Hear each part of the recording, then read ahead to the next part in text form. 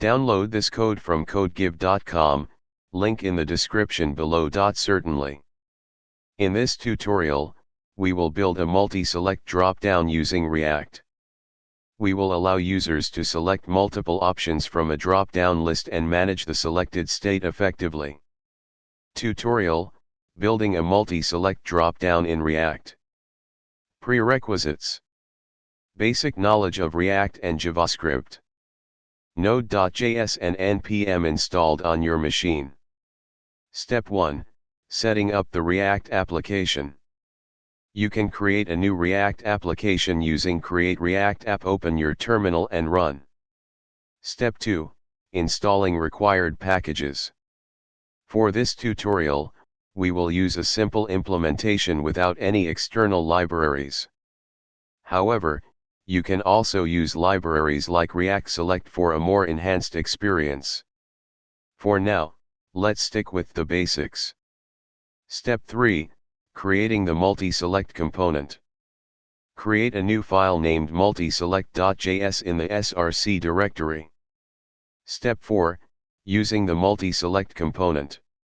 Now, let's use our multi-select component in the app.js file. Modify the app.js file as follows. Step 5: Running the application. Now, you can run the application. Go back to your terminal and execute. Your browser should open up with the multi-select dropdown. You can select multiple options from the dropdown and see the selected options listed below. Explanation of the code. 1. State management: we are using the useState hook to manage the selected options. The selected options state holds the currently selected values. 2. Handle change: the handle select change function updates the selected options. If an option is already selected, it removes it, otherwise, it adds it to the selected options.